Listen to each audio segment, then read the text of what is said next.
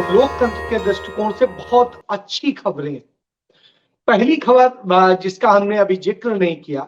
पहली खबर जो है हमें आप देखिए कल के चेन्नई से आई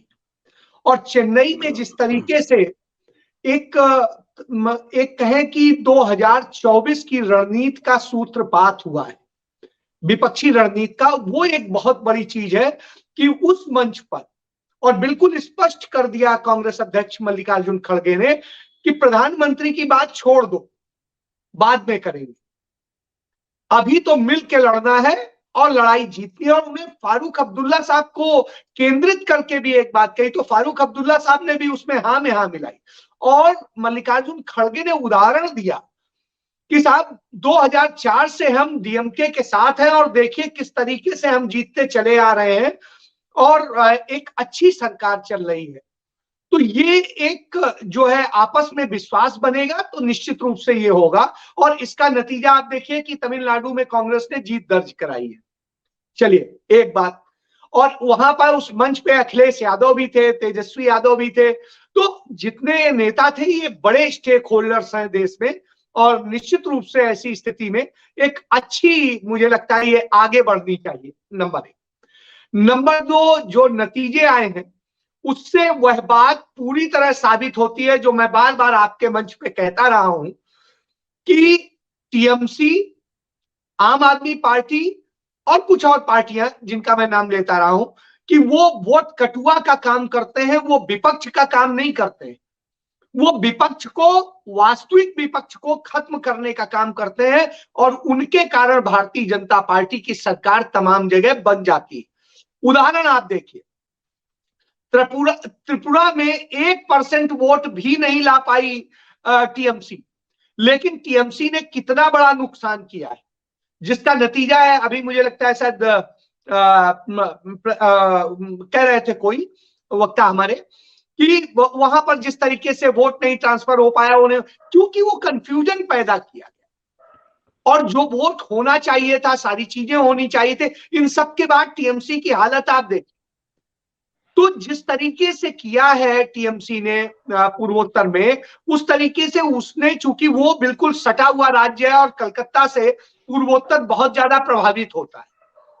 इसके बावजूद ये टीएमसी वहां पर पूरी कांग्रेस को तोड़ने के बाद भी कांग्रेस उनसे लड़ी और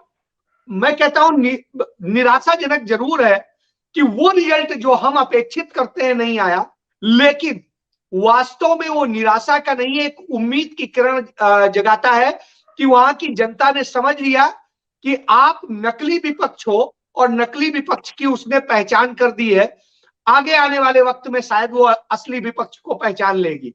तो कहीं ना कहीं जो वामपंथी हैं वो जानते हैं कि वामपंथी कभी भी भाजपा के साथ नहीं जाएंगे, कांग्रेस कभी भाजपा के साथ नहीं जाएगी। यही बात मल्लिकार्जुन खड़गे ने कही कि समान विचारधारा के लोगों को साथ आके लड़ना चाहिए, प्रधानमंत्री की बात बाद में तय हो जाएगी। तो यही बात हम सब चाहते थे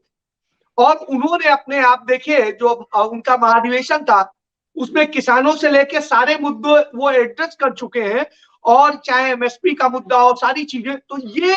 चीजें दिखाई देती है कि आप किसी के लिए भी उन्होंने ये नहीं छोड़ा है कि हम आपको अछूत समझ जाए।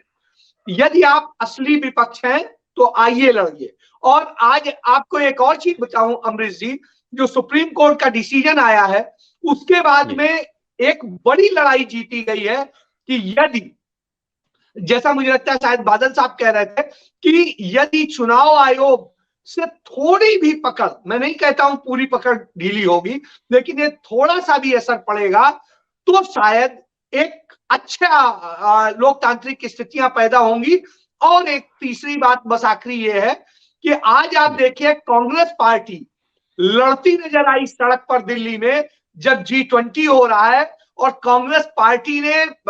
जो राष्ट्रपति भवन से लेके उधर का इलाके को परेशान कर दिया, जो सरकार को चाइना के मुद्दे पर लेकर के कि चाइना के विदेश मंत्री आए, आप कहते हैं आज आप उनके साथ क्यों नहीं बात कर रहे हैं, जो उन्होंने हमारी जमीनें कब्जाई, हमारे सैनिकों को मारा और सारे इश्यूज को लेकर के। तो ये एक बड़ी चीज है जो हम आप कहते थे कांग्रेस सड़क पे दिखनी चाहिए, तो आज दिखी है, भले ही मीडिया ना दिखाए। और मीडिया ने तो आप देखिए, आज मैं सारे अखबार सुबह देख रहा था, सिर्फ पायनियर और टेलीग्राफ को छोड़ के किसी अखबार ने उस खबर को कितना बड़ा विपक्षी एकता का प्रमाण शुरू हुआ उसको नहीं दिखाया। द हिंदू तक ने दिल्ली में नहीं दिखाया। तो इससे आप समझ सकते हैं। जी बिल्कुल।